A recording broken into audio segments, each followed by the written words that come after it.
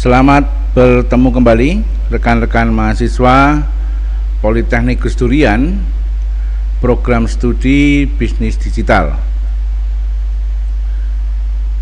semester 5. Pada kesempatan kuliah kita kali ini, kita akan kuliah mata kuliah Supply Chain Management atau SCM sesi kelima.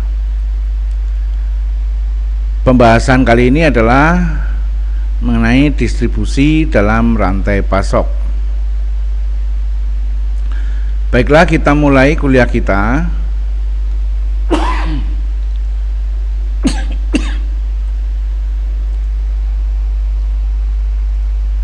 Konsep distribusi barang. Setiap aktivitas bisnis tidak bisa terlepas dari yang namanya distribusi.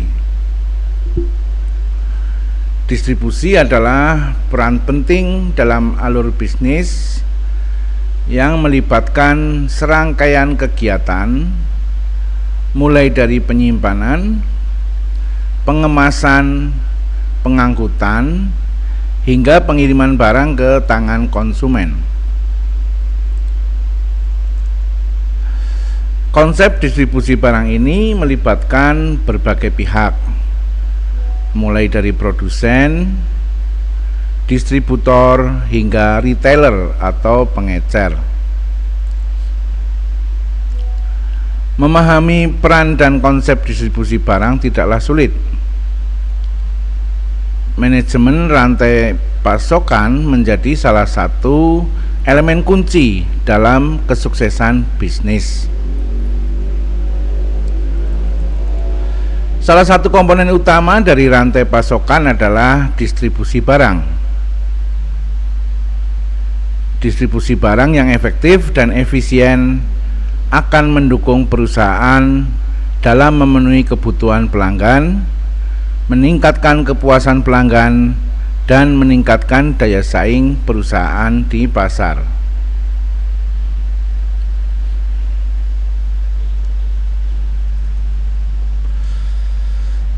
Kemudian kita akan bicara mengenai aspek manajemen distribusi.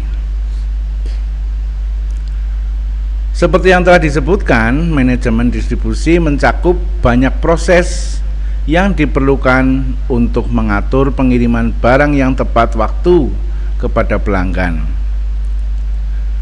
Beberapa komponen kunci tersebut adalah: yang pertama, penyimpanan dan pergudangan. Jumlah, lokasi dan ukuran gudang yang optimal, kondisi penyimpanan, dan peralatan penanganan material. Itu adalah aspek di dalam penyimpanan dan pergudangan.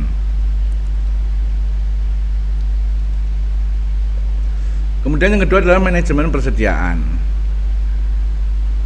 yang mencakup apa yang harus disimpan, berapa banyak, dan di mana untuk memastikan waktu tunggu minimal dan kepuasan pelanggan yang tinggi.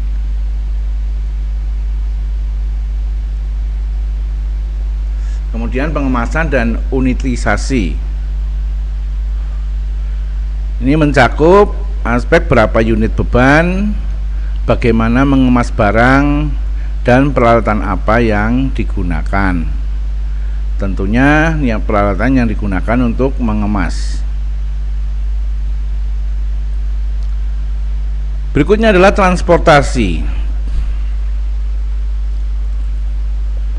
Ini mencakup tentang moda transportasi apa yang digunakan, siapa yang mengantarkan dan kapan, kemudian berapa banyak yang harus dibawa oleh setiap kendaraan, dan rute apa yang digunakan. Aspek berikutnya adalah informasi dan kontrol. Yang mencakup adalah menyiapkan prosedur kontrol, peramalan untuk merencanakan pengiriman, jenis sistem dan perangkat lunak apa yang digunakan. Melihat distribusi melalui fungsi-fungsi ini dan tidak hanya sebagai proses bongkar muat, memberikan manajer kesempatan untuk melihat perusahaan mereka sebagai satu kesatuan yang terintegrasi dan bertindak secara sistematis untuk meningkatkan tingkat layanan operasi serta efisiensi biaya.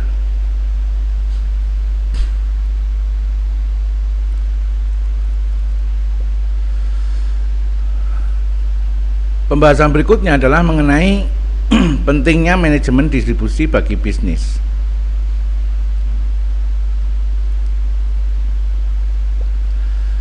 Pentingnya pemeliharaan sistem manajemen distribusi yang tepat adalah memungkinkan mengatur seluruh proses yang berkaitan dengan pembelian bahan baku untuk menyediakan barang dan jasa kepada pelanggan akhir.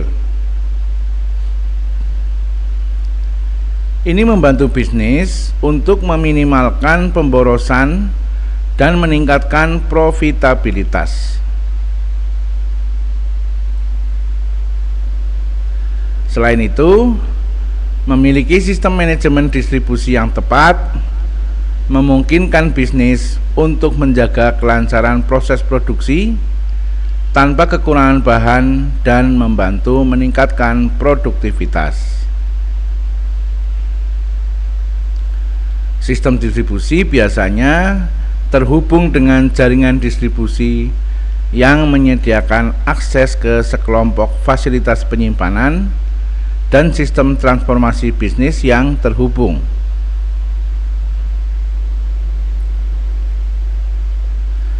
Ini membantu untuk mengkoordinasikan kegiatan distribusi antara setiap fungsi dari proses bisnis.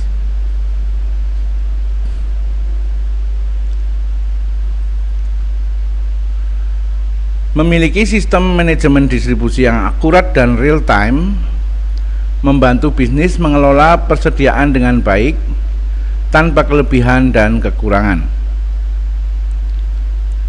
Ketika mempertimbangkan secara keseluruhan, manajemen proses distribusi membantu setiap fungsi bisnis dari proses bisnis secara langsung atau tidak langsung dan menciptakan dampak besar pada profitabilitas bisnis.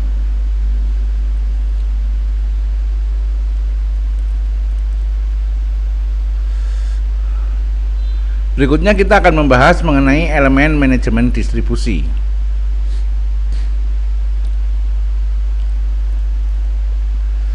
Berbagai elemen sistem manajemen distribusi adalah langkah-langkah unik yang terlibat dalam mendapatkan barang atau produk bisnis dari produsen tertentu ke pelanggan akhir atau prospek dan akan mencakup hal-hal sebagai berikut. Cakupan yang pertama adalah cakupan terkait dengan rantai pasokan.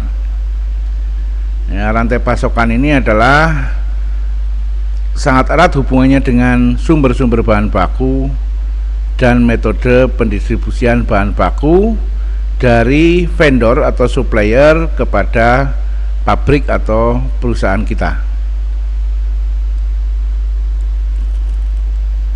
Kemudian blockchain. Berikutnya logistik, pesanan pembelian dan sistem faktur. Kemudian manajemen hubungan vendor. Ini sudah kita bicarakan di awal-awal kuliah dulu ya. Kemudian manajemen hubungan pelanggan, sistem manajemen inventaris, sistem manajemen gudang, dan yang terakhir adalah sistem manajemen transportasi. Jadi di antara rantai-rantai pasokan ini, ya, di antara elemen-elemen manajemen distribusi ini, idealnya adalah seluruh elemen ini dipenuhi atau ada di dalam sebuah perusahaan. Bisa secara otomasi maupun sistem manual. Itu tergantung dari kemampuan dan kemajuan perusahaan.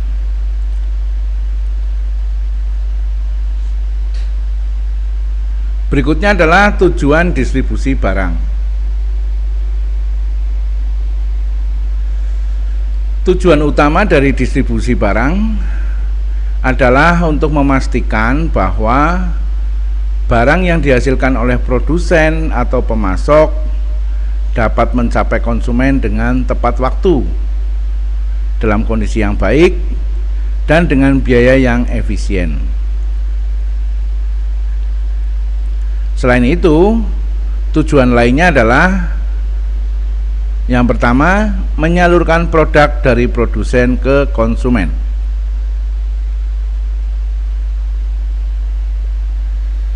Tujuan inti dari distribusi adalah mengantarkan produk langsung ke tangan konsumen. Dengan keberadaan distributor, proses ini menjadi lebih efisien. Misalnya, bila perusahaan berlokasi di Cikarang, Jawa Barat dan target pasar berada di Medan, keberadaan distributor di Medan mempermudah dan mempercepat distribusi produk.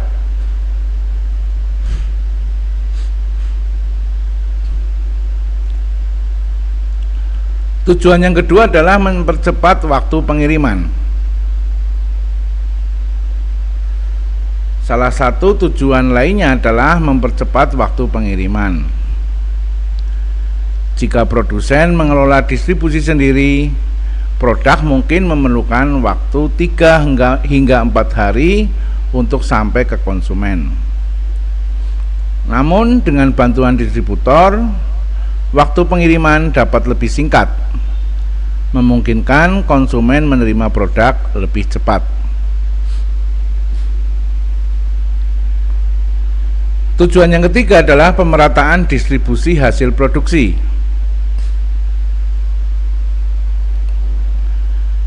Distribusi juga berfungsi untuk memastikan hasil produksi tersebar merata. Dengan adanya banyak distributor di berbagai lokasi, produk dapat mencapai berbagai segmen konsumen dengan lebih efektif.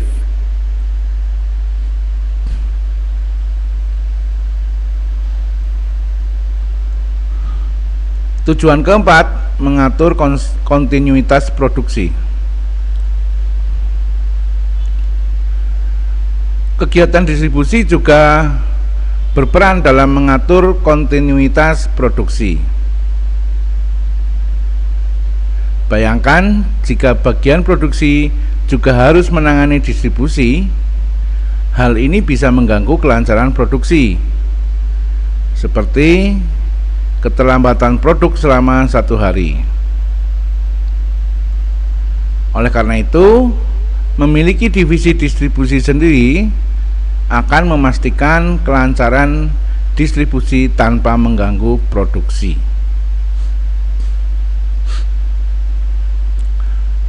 Tujuan yang kelima adalah meningkatkan persepsi nilai barang dan jasa.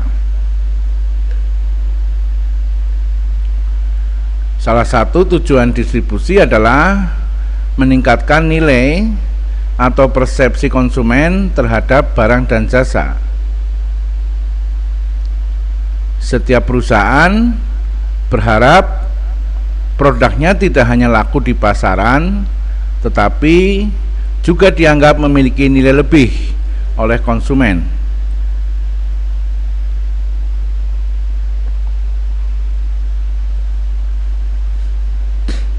Tujuan keenam adalah optimalisasi kuantitas dan kualitas barang dan jasa. Tujuan terakhir adalah optimalisasi kuantitas dan kualitas barang serta jasa yang ditawarkan. Dengan distribusi yang baik, perusahaan dapat memastikan bahwa produk yang sampai ke tangan konsumen adalah produk berkualitas tinggi dan sesuai dengan permintaan.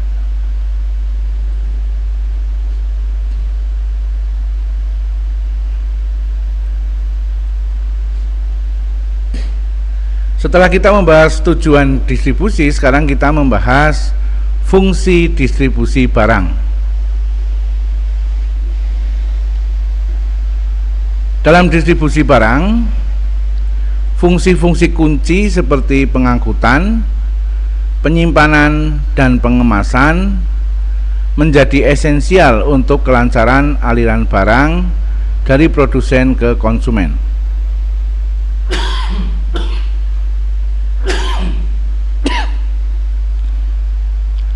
Pemilihan metode pengangkutan yang tepat dan fasilitas penyimpanan yang aman memastikan barang sampai dengan selamat dan dalam kondisi optimal.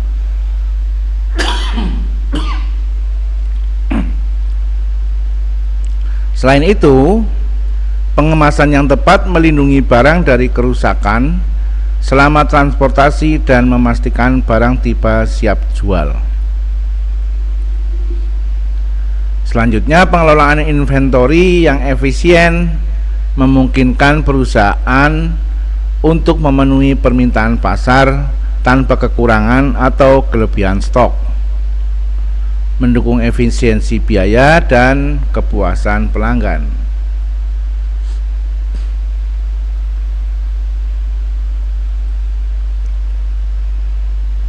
Pembahasan berikutnya adalah tahapan dalam saluran distribusi.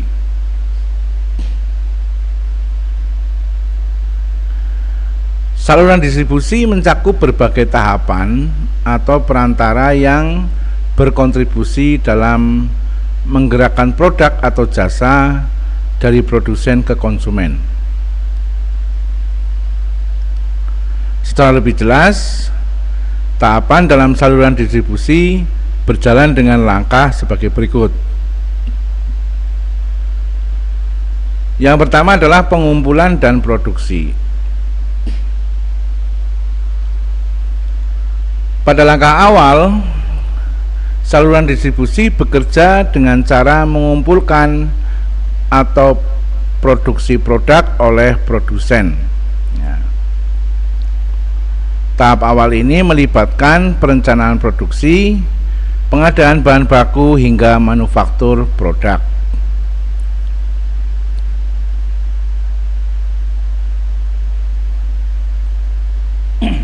Tahapan berikutnya adalah pemasokan ke pusat distribusi. Selanjutnya, produk atau jasa yang sudah diproduksi kemudian dikirim ke pusat distribusi atau gudang pusat. Pusat distribusi berfungsi sebagai titik pusat untuk menyimpan dan mengelola persediaan sebelum produk atau jasa tersebut didistribusikan lebih lanjut. Pemilihan dan penyimpanan adalah tahapan berikutnya. Di pusat distribusi, produk atau jasa biasanya disortir, dikelompokkan, dan disimpan dalam kondisi yang sesuai. Ini membantu dalam pengelolaan inventaris dan memudahkan distribusi yang lebih efisien.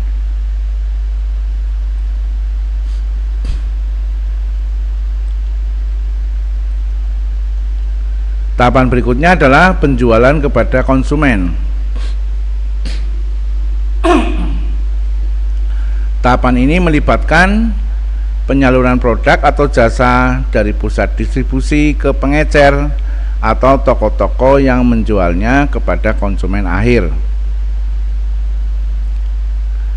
Nantinya, penjualan ini dapat terjadi di berbagai saluran seperti toko fisik, toko online, atau melalui agen, sehingga dapat menghasilkan sejumlah profit.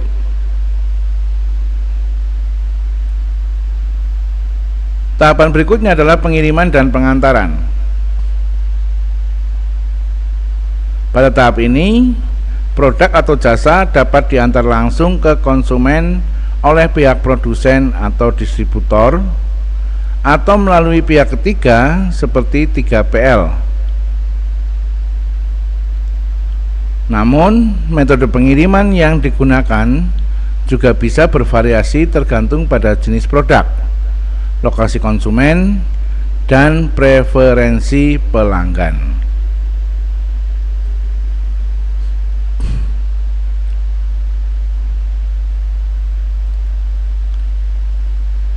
Tahapan selanjutnya adalah retur.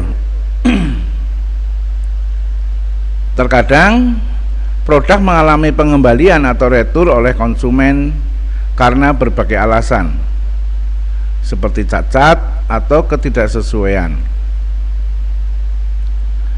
Ketika hal ini terjadi, maka manajemen pengembalian produk, perbaikan, dan pengelolaan ulang inventaris perlu dilakukan pada tahap saluran distribusi ini. Tahapan berikutnya adalah analisis dan evaluasi proses distribusi.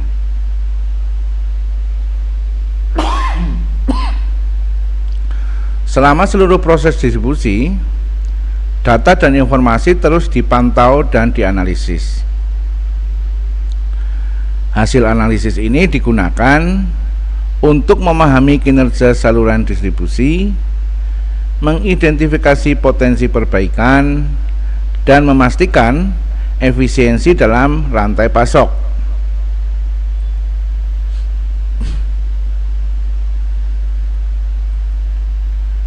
Itu adalah tahapan-tahapan dalam saluran distribusi yang kita bahas. Dalam tahapan ini juga ada versi yang lain. Dalam versi yang lain, tahapan dalam saluran distribusi dikelompokkan menjadi sebagai berikut. Yang pertama adalah kelompok produsen. Tahapan ini melibatkan produsen atau pemilik produk yang menjual produknya kepada distributor. Produsen bertanggung jawab atas ketersediaan produk dan perlu berkomunikasi dengan distributor untuk kesepakatan penyaluran yang efisien. Kelompok kedua adalah distributor. Distributor merupakan pihak yang membeli barang langsung dari produsen dan menjualnya kepada retailer atau grosir. Distributor biasanya berkolaborasi dengan beberapa produsen untuk menawarkan berbagai produk dengan harga yang kompetitif.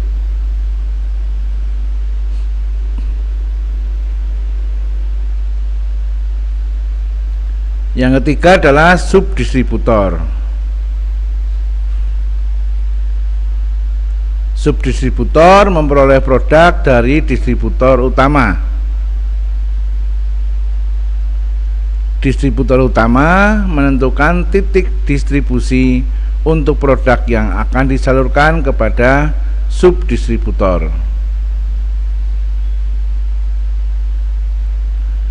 Kelompok keempat adalah grosir. Grosir adalah pihak yang membeli produk dari distributor atau subdistributor untuk kemudian menjualnya kembali kepada pengecer atau pedagang besar dengan jumlah yang lebih besar.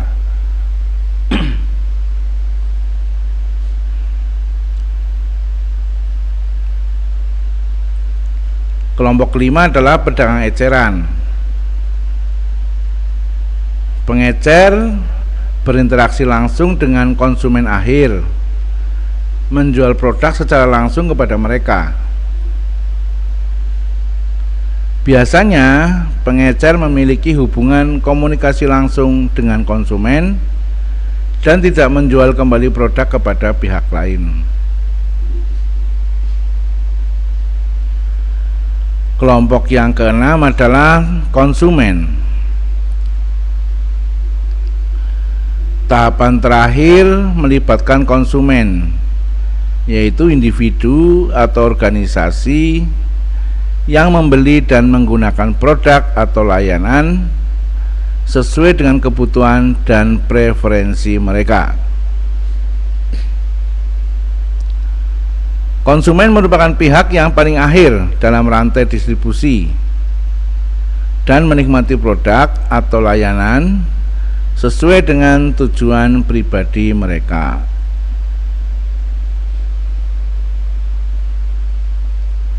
Itu adalah dua versi dalam mengelompokkan ataupun membagi-bagi tahapan-tahapan distribusi.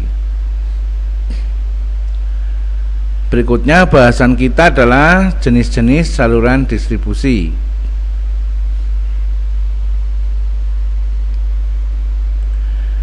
Jenis-jenis saluran distribusi mengacu pada berbagai cara yang digunakan oleh produsen atau pemilik produk untuk menyampaikan produk atau jasa mereka kepada pelanggan akhir.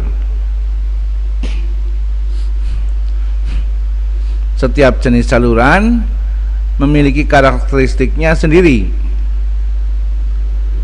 Berikut ini beberapa jenis saluran distribusi yang umum dilakukan. Yang pertama adalah jenis saluran distribusi langsung atau direct. Saluran distribusi ini cocok untuk produk-produk unik atau berharga tinggi yang memerlukan interaksi langsung dengan konsumen. Karena produsen menjual produk langsung kepada konsumen tanpa perantara. Hal ini memungkinkan produsen untuk mempertahankan kendali penuh atas produk dan hubungan dengan pelanggan.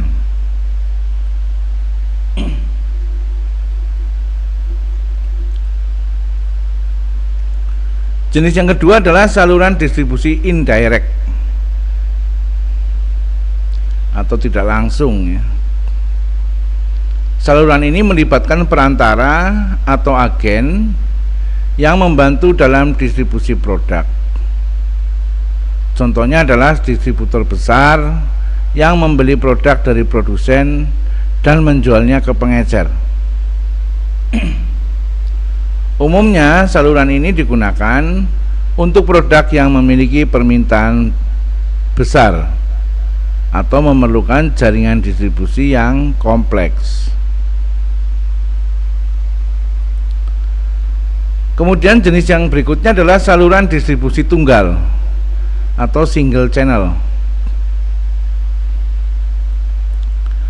Dalam saluran ini produk dijual melalui satu saluran distribusi utama, biasanya satu jenis pengecer atau platform online.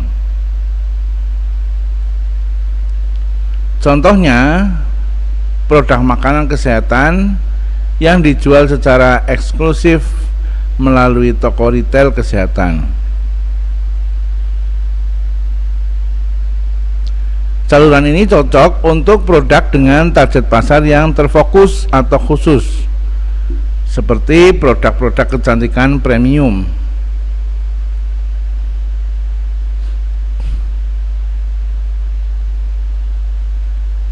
Jenis berikutnya adalah saluran distribusi ganda atau dual channel. Saluran ini mengizinkan produk untuk dijual melalui dua saluran distribusi yang berbeda, seperti pengecer fisik dan toko online. Misalnya perusahaan pakaian yang menjual produknya di toko fisik dan juga melalui e-commerce mereka, sehingga memungkinkan produsen untuk mencapai berbagai segmen pasar dan meningkatkan ketersediaan produk.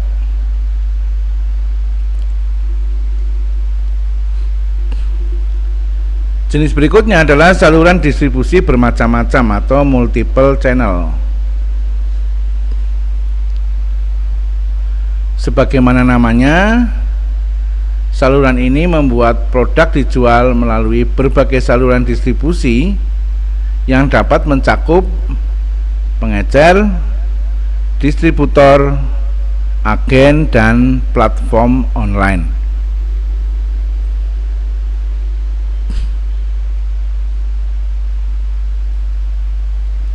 Misalnya produsen elektronik yang menjual produknya melalui toko retail, distributor besar, dan toko online mereka sendiri, sehingga bisa mencapai target pasar yang luas dan beragam.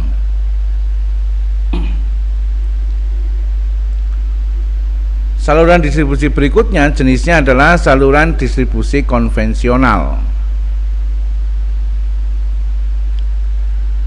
Saluran distribusi ini melibatkan saluran distribusi tradisional seperti pengecer fisik, agen penjualan, atau distributor, yang mana umumnya memiliki struktur hierarkis yang melibatkan beberapa tingkat perantara. Misalnya dalam industri makanan, produk mungkin akan melewati produsen, distributor, pengecer, dan akhirnya sampai ke konsumen.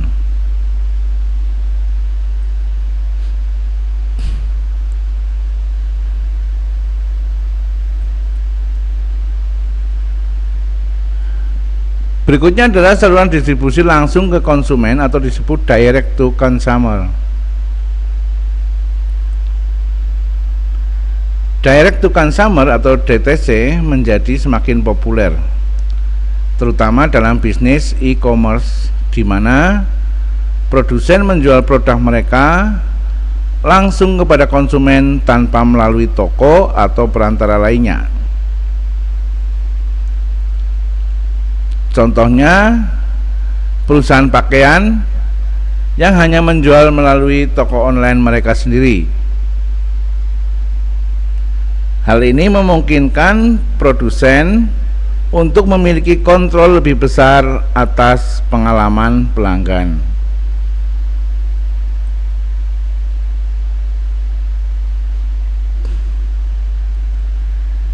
Itu tadi adalah jenis-jenis distribusi yang bisa kita pelajari dan bisa kita praktekkan, karena umumnya memang dipraktekkan dan dilaksanakan oleh banyak perusahaan. Pembahasan berikutnya adalah tantangan manajemen distribusi. Banyak tantangan distribusi mungkin timbul dari berbagai gangguan dalam organisasi bisnis.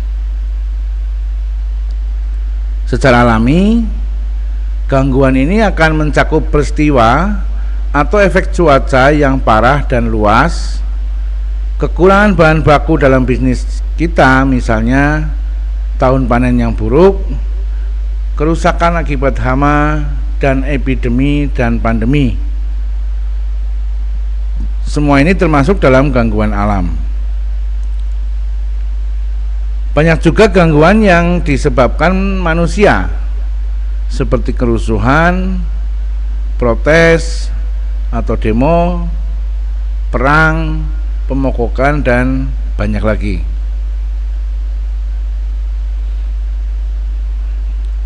Banyak kerusakan termasuk gangguan transportasi yang meliputi kerusakan kendaraan transportasi, waktu henti dalam pemeliharaan, dan kecelakaan yang menyebabkan kerusakan, dan juga termasuk penerbangan yang tertunda dan banyak aturan dan peraturan transportasi yang membatasi, dan baru termasuk yang sering terlihat di truk dan lain-lain.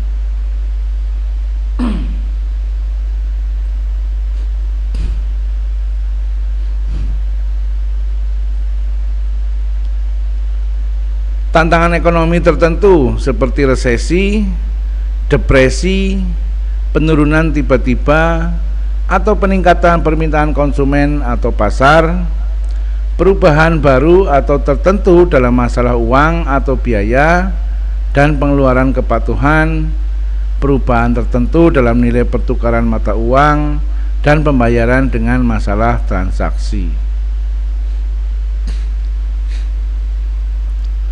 Banyak gangguan produk akan mencakup penarikan produk, masalah dalam pengemasan, dan masalah serta masalah kontrol kualitas tinggi. Gangguan pembeli tertentu akan mencakup perubahan pesanan, perubahan alamat pengiriman, dan banyak pengembalian dan nilai produk. Ini adalah tantangan-tantangan manajemen distribusi yang perlu kita ketahui supaya kita bisa mengantisipasi dan juga bisa memecahkan problem-problem ataupun tantangan-tantangan yang sudah kita bahas tadi apabila terjadi pada perusahaan kita atau pada diri kita sebagai pelaku bisnis. Berikutnya adalah faktor-faktor yang mempengaruhi manajemen distribusi. Berbagai hal akan mempengaruhi manajemen distribusi, diantaranya adalah ada 5 yang paling umum, ya. Yang 5 tersebut adalah sebagai berikut. Yang pertama adalah produk mudah rusak. Jika ada barang atau produk yang mudah rusak, maka waktu dan usaha sangat penting untuk menghindari segala jenis kerugian. Jadi tentunya kalau produknya mudah rusak, ya rusaknya ini karena apa? Karena waktu, atau karena kemasan, atau karena pengiriman. Nah, ini harus kita cermati untuk bisa menghindari segala jenis kerugian yang terjadi. Kemudian kebiasaan pembeli-pembeli atau kebiasaan pembelian pembeli.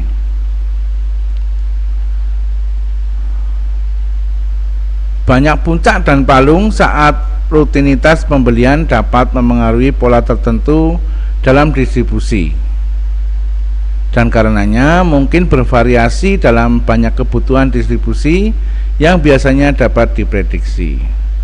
Artinya bahwa kebiasaan pembelian pembeli ini tidak bisa kita atur atau bukan sebagai variabel yang bisa dikendalikan. Karena kapan pembeli kepingin membeli dan kapan pembeli kepingin tidak membeli, itu menjadi hak mereka sepenuhnya. Kadang kita tidak bisa memprediksi apakah di bulan ini pembelian akan tinggi, ataukah di bulan ini pembelian justru akan menurun drastis. Itu yang dimaksud dengan banyak puncak dan palung saat rutinitas pembelian. Jadi kebiasaan pembeli ini memang menjadi sesuatu yang seharusnya bisa kita perhitungkan dengan cermat. Mungkin berdasarkan kebiasaan, tren pembelian periode lalu, ataupun musim-musim yang bisa kita perhatikan. Tapi tetap bahwa kebiasaan pembeli untuk membeli produk adalah faktor yang tidak dapat kita kendalikan atau tidak dapat kita pengaruhi.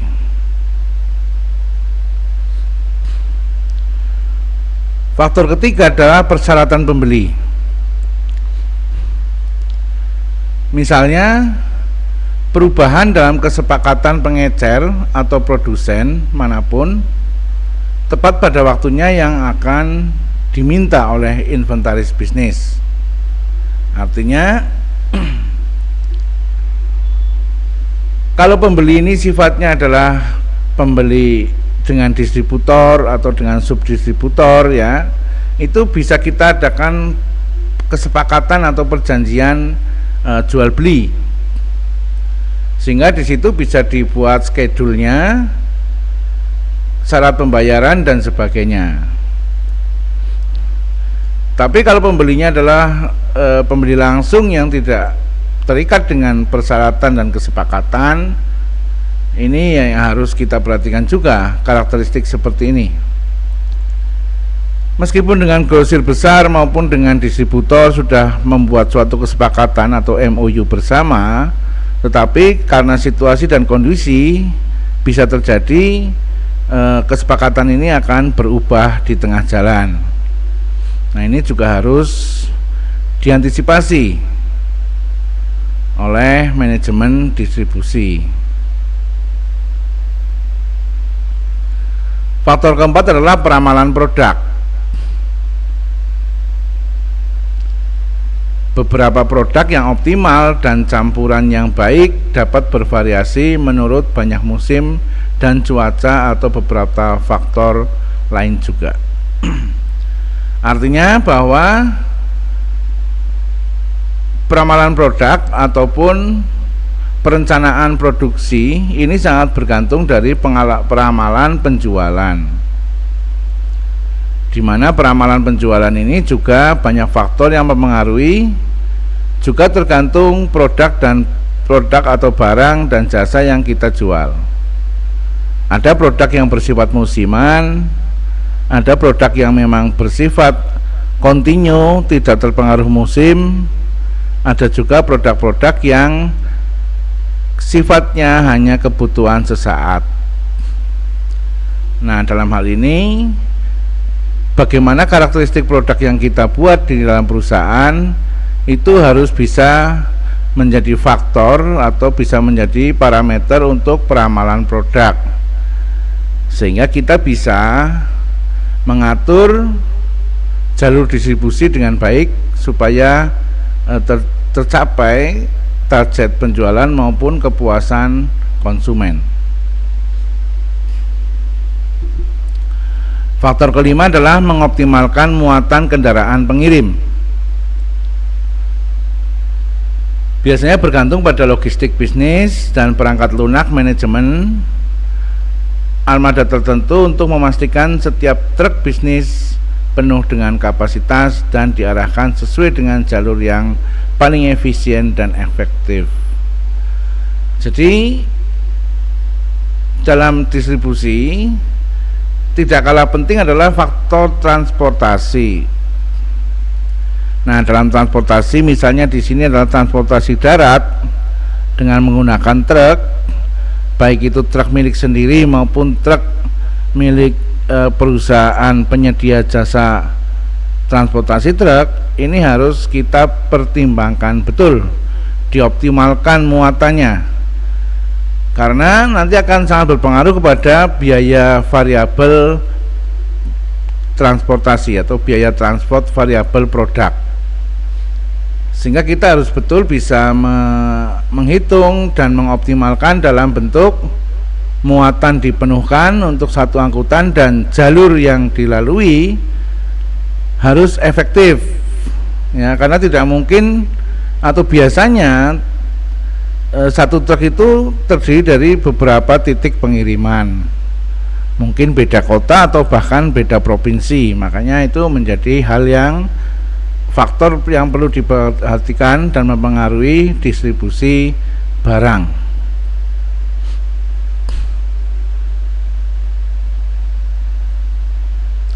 Itu tadi adalah faktor-faktor manajemen yang mempengaruhi dalam manajemen distribusi yang harus kita ketahui dan harus kita pahami supaya kita bisa mencegah kemungkinan-kemungkinan atau risiko-risiko yang bisa merugikan perusahaan. Nah, sekarang untuk mengatasi itu kita harus punya strategi yang baik. Maka kita akan bahas strategi manajemen distribusi. Pada level strategi ada beberapa strategi sistem manajemen distribusi puncak, yaitu sebagai berikut.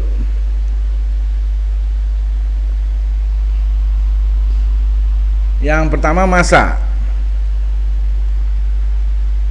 Strategi masa akan bertujuan untuk mengelola dan mendistribusikan ke bidang masa pasar. Misalnya kepada mereka yang akan menjual kepada konsumen umum tertentu dan pelanggan di mana saja terlepas dari lokasi geografis. Artinya strategi masa ini adalah bauran pasar yang memang tidak bisa kita batasi dari sisi jumlah maupun dari sisi geografis, letak, dan jangkauan pengiriman.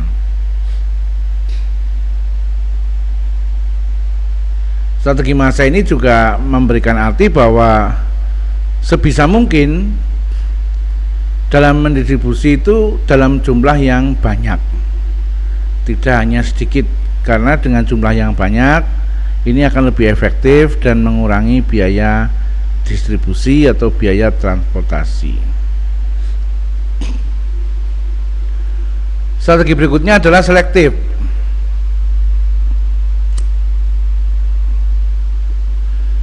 Strategi selektif akan bertujuan untuk mengelola dan mendistribusikan ke kelompok penjual tertentu yang dipilih. Misalnya hanya untuk jenis produsen bisnis tertentu atau sektor retail yang mencakup apotek, salon rambut, dan banyak departemen store dari perusahaan kelas atas. Ya, artinya dalam distribusi ini juga kita harus menyeleksi, tidak semua mungkin kita layani langsung, bisa dilayani dengan berbagai metode atau jaringan distribusi yang sudah kita bahas pada pembahasan sebelumnya.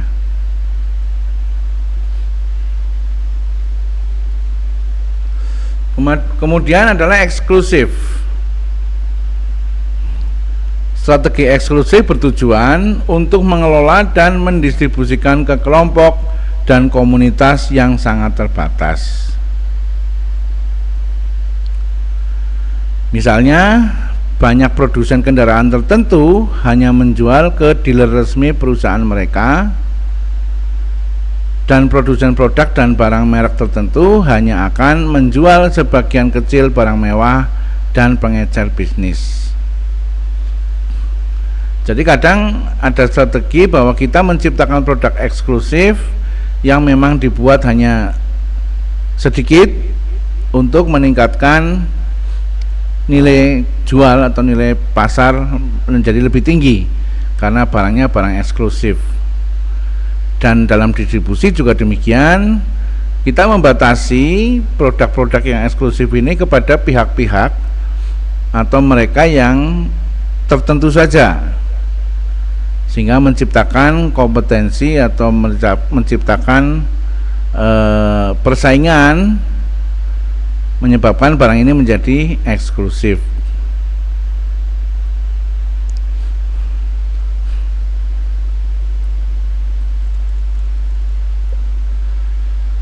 Setelah kita mempelajari banyak hal terkait dengan distribusi, maka kita akan membahas yang terakhir ini adalah memilih sistem manajemen distribusi yang tepat. Sangat penting untuk memilih sistem manajemen distribusi yang tepat dan sempurna untuk organisasi bisnis kita yang didasarkan pada banyak tujuan, tugas, dan tantangan manajemen distribusi organisasi kita sendiri. Namun sebagai aturan umum, organisasi bisnis dan perusahaan harus mengevaluasi hal-hal sebagai berikut. Yang pertama adalah kemudahan integrasi, konsolidasi, dan kompatibilitas dengan banyak sistem bisnis lama.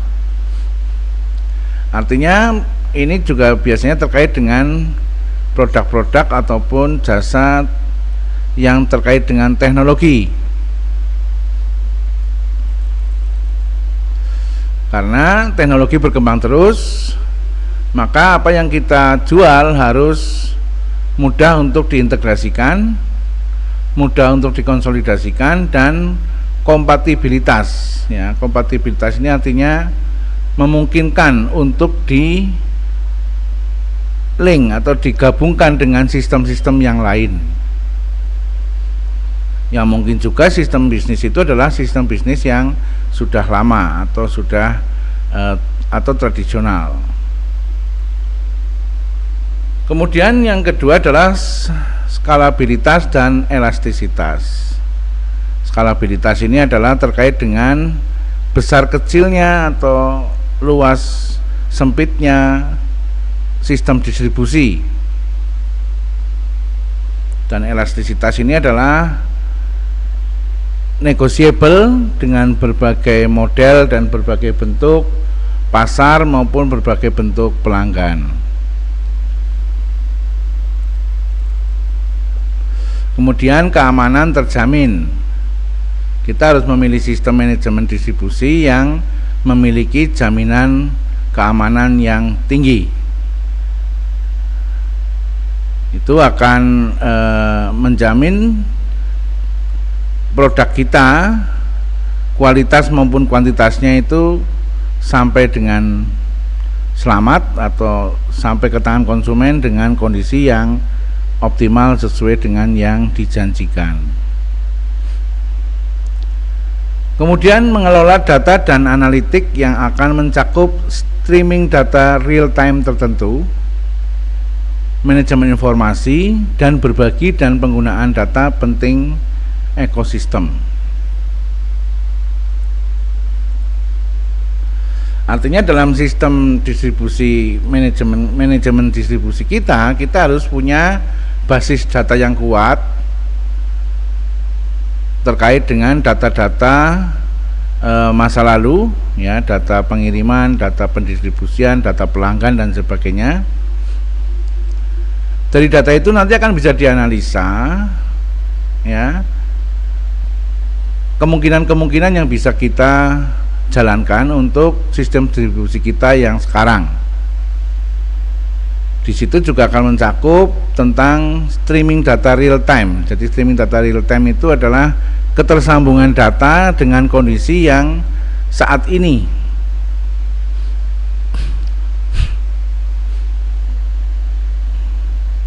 Kemudian juga kita harus memiliki manajemen informasi yang baik dan berbagi dan penggunaan data penting ekosistem. Artinya kita juga banyak koordinasi dan berbagi informasi dengan perusahaan-perusahaan sejenis maupun dengan perusahaan-perusahaan vendor kita dalam hal distribusi.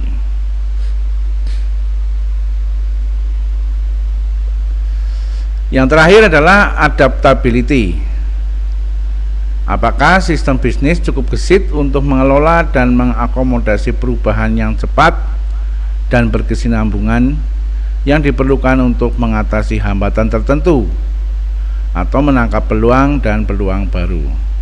Jadi apabila kita menggunakan sistem manajemen distribusi, sistem itu harus tidak regret.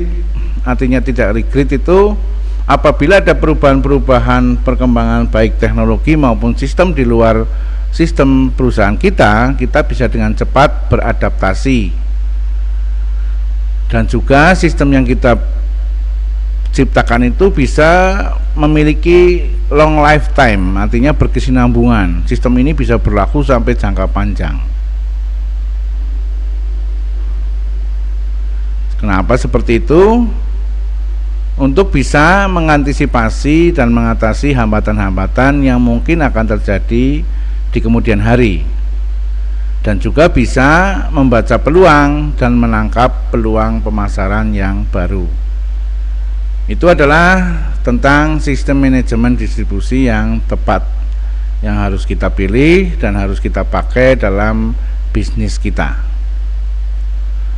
Saya kira itu yang bisa kita bahas pada kesempatan kuliah kita kali ini. Subscribe bagi yang belum subscribe channel saya, like dan share kepada banyak orang. Siapa tahu apa yang kita bahas kali ini bisa juga bermanfaat kepada orang lain. Berkomentar dalam kolom komentar channel ini kepada khususnya mahasiswa Politeknik Gus Durian sebagai bukti perkuliahan atau sebagai bukti mengikuti kuliah. Terima kasih atas perhatiannya. Kita akan bertemu lagi pada kuliah-kuliah kita berikutnya.